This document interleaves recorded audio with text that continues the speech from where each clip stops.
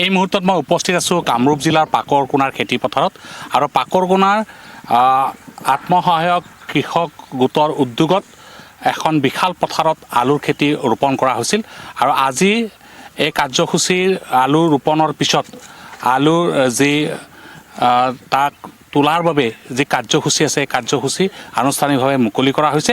মই camera person অমলাচক পোনপ্ৰথমে সামগ্ৰিক পৰিৱেশ এবাৰ নিউজ লাইভৰ দৰ্শকক দেখুৱাই ল'বলৈ কৈছোঁ।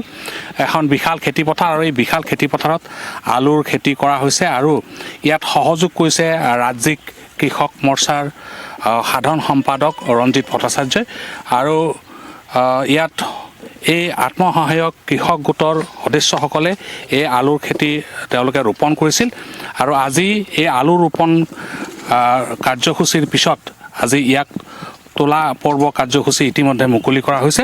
মোৰ লগত কৃষক মৰ্চাৰ সাধাৰণ সম্পাদকগৰাকী আছে, তেওঁৰ মুখৰ পৰা জানিব বিচাৰিছোঁ এক সুন্দৰ পদক্ষেপ আপোনালোকে ইতিমধ্যে লৈ আহিছে, কি ক'ব?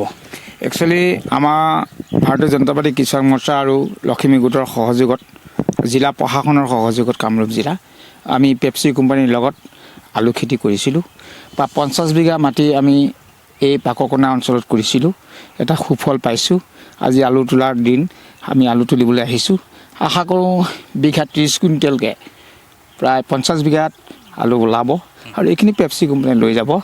অহা সোমবাৰে আমাৰ DO, ADO আৰু জিলা প্ৰশাসনৰ লগত আৰু পেপচি কোম্পানীৰ লগত আমাৰ মিটিং আছে। সেই মিটিঙতে আমাৰ আলুখিনি নিয়াৰ ব্যৱস্থা কৰা হ'ব। কিমানকৈ ক্ৰয় কৰিব? 1250 টকাকৈ আমাৰ 1 কুইণ্টেলত এগ্ৰিমেণ্ট কৰা আছিলে। গতিকে পেপচি কোম্পানী পৰহিলৈ আহিব সোমবাৰে আৰু তেওঁলোকে ইয়াৰ পৰা নিয়াৰ ব্যৱস্থা কৰিব।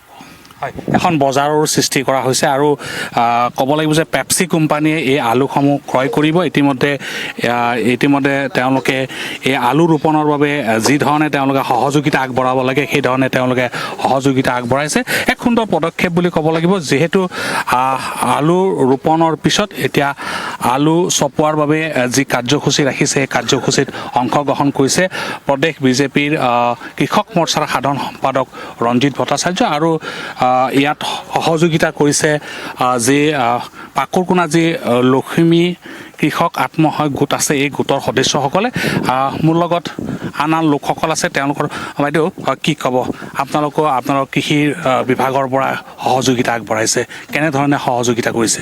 হয়, আমাৰ কৃষি বিভাগৰ তৰফৰ পৰা কামৰূপ জিলা কৃষি বিভাগ আৰু লগতে কামৰূপ জিলা প্ৰশাসন ভাৰতীয় জনতা পাৰ্টিৰ সহযোগত এয়া পাকৰকোনা অঞ্চলত 50 বিঘা মাটিত পেপচিকো কোম্পানীৰ সহায়ত আপোনাৰ এয়া আলু ৰোপণ কৰা হৈছিলে।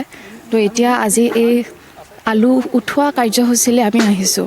তো দেখিব পাইছোঁ আলু ইয়াতে ভাল হৈছে, চাইজ ভাল হৈছে আৰু আমি এসপ্তাহৰ ভিতৰত এই প্ৰক্ৰিয়া সম্পন্ন হ'ব আৰু তাৰপিছত আমি তেখেতসকলৰ যিখিনি যাৱতীয় কাম আছিলে সেইখিনি সম্পূৰ্ণ কৰি তেখেতসকলৰ কৃষকসকলৰ পাবলগীয়া মূল্য তেখেতসকলৰ সেইখিনি তেওঁলোকে পাব।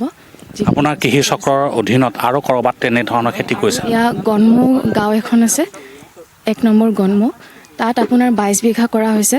তাতো যথেষ্ট ভাল হৈছে।